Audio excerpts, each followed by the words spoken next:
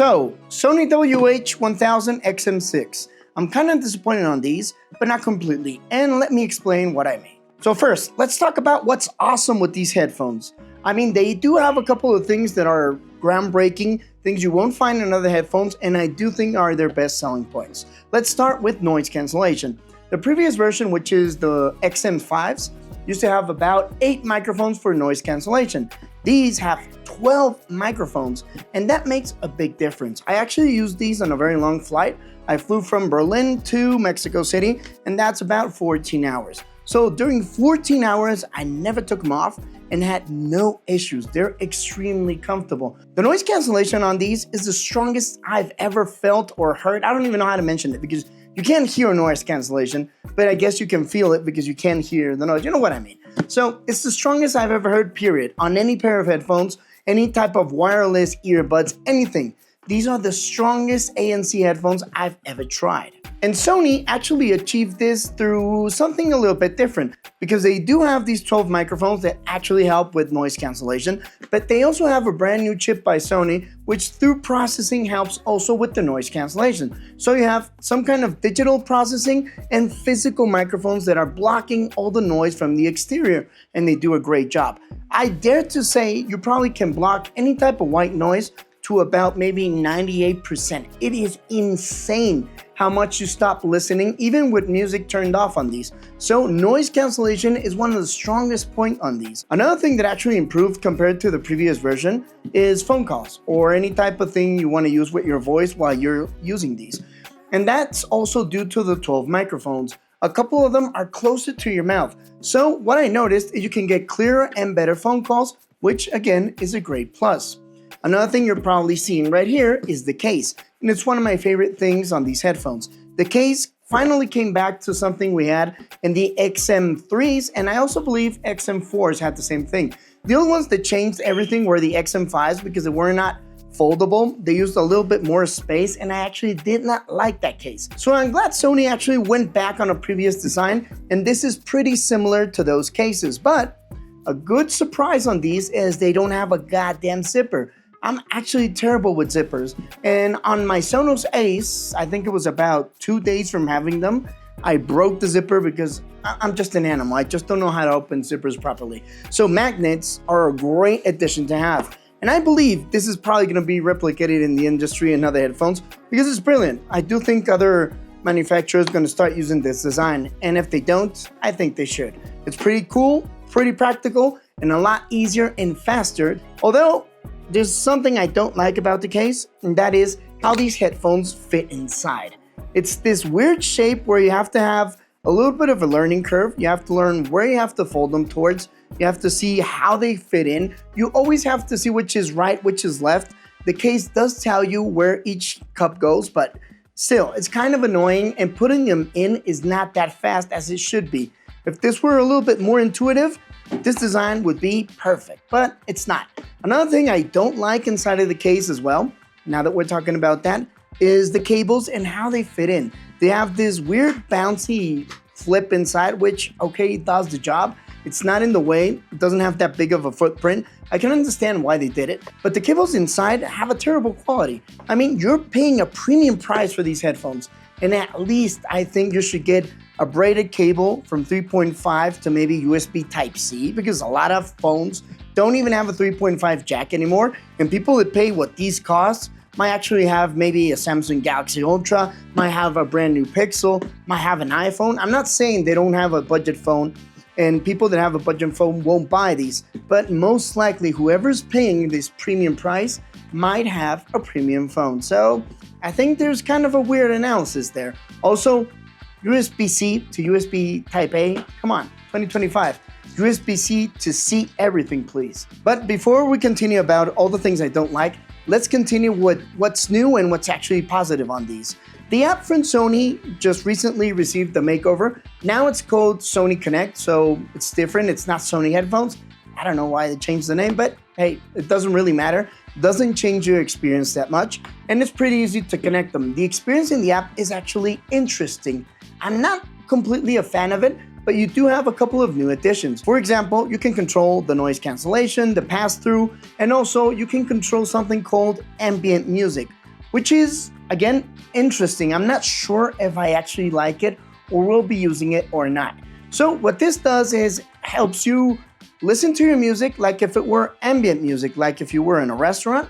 You can't fully feel the bass. You can't fully hear the clarity on them. It's kind of weird. It's like if you were in a cafeteria and you only want background music. I mean, sure, maybe during long sessions, you might get tired of listening to your music so closely. So I guess somebody would use this. I don't think I would, but again, I've been wrong in the past and I still have to use these for a couple of months and I will give you an update in another video. But for now, I think it's kind of gimmicky, but it's a new addition which works pretty well. As I mentioned previously, something else that's excellent in these headphones is the comfort. The comfort on these is insane. I used them for 14 hours and had no issues. Battery life actually lasted the whole flight, although we're gonna get to that point in a couple of seconds. But above everything and everything that's new in these headphones, the audio quality is what's insane. There's a couple of new drivers in here because it's completely useless to me to describe the drivers. I can't open them. I can't see if they're truly like that. I can just tell you what they sound like. And these drivers have a great range. What I liked about the sound quality is that you can get practically anything you want out of them. Previous versions, like the Mark V's on these, they didn't have that much space. They were a little bit more focused on clarity and mids, which they do an excellent job on. I do like the M5s, and I think the audio quality is actually pretty good. But these, you can get anything you want from them. I mean, you want bass? Sure, go into the EQ and punch that bass up, and these will not distort. They will not dirty out all the other frequencies like mids and highs. They still do a great job. So that's what I mean with what you can get any type of sound out of these, and they mostly do a great job. So sound quality, I would dare to say, these are probably Bluetooth-wise one of the best headphones in the market and are probably the best wireless headphones I've tried up to date. So excellent if you're looking for audio quality and completely Bluetooth. Something else I really liked is the redesign of buttons. It makes it a lot easier and a lot more intuitive. Every time you put them on, it's pretty easy, and this is what I've been doing. Just look for the power button, which is now circular and is dented in, so it's a lot easier to find. So you look for the button, you just put them on, and the power button is always gonna be on your left. They also have an ANC and ambient button, which again works perfectly fine. Turns on or off noise cancellation, and it's what you would expect for what you're paying. Another redesign which actually makes these really comfortable is the hinge. The hinge is now circular and can twist almost in any direction. So in case you want to lay your headphones like this, like when you're at the airport, great, you can finally do that again, which had been lost in previous versions. I mean, a lot of brands have been doing this weird thing where you have to have your headphones pointing up, and it just feels weird. I mean, it even pressures a little bit more against your neck. So it's great to know you can now have the cups pointing down. I mean, it's a small detail, but I do think it's important, especially if you travel. And I guess a lot of people that buy these headphones will probably be traveling because of the ANC. So really quick add up. What's great on these? Audio, noise cancellation is amazing. Comfort is also incredible. And the case is something I've never seen in a pair of headphones, and I do think everybody else should be doing. Now, let's talk a little bit about what other reviews are not mentioning, and I'm kind of pissed at that because it does feel like they're holding a little bit back. Complete disclosure, I was not sent these headphones. I bought these in Berlin when I was actually on a work trip. I went with Huawei to test out their newest watch, which is pretty awesome. Make sure you subscribe to see that. I mean, they don't sponsor me, they don't pay me to review their products. They just invite me to their product launches, which is pretty nice. And I'll talk about that watch in another video. Now, these headphones, what don't I really like about them? First of all, I can't believe a pair of headphones that cost what these cost are still made completely out of plastic. I understand that part of that makes them lighter, and that's why they're so comfortable.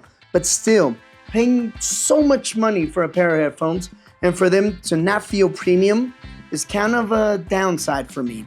Also, I did not mention the battery life, and that was on purpose, because the battery life is the same than on previous models. Although it was more than enough for a long flight, I do appreciate long battery life because there are other models in the market, like for example, Chinese brands, Soundpeats and Earphone come to mind right now, and those brands have models that even exceed 100 hours of continuous playing, 100 hours.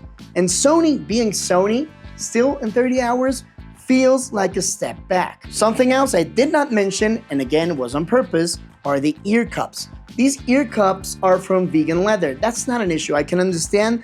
They actually don't make me sweat that much.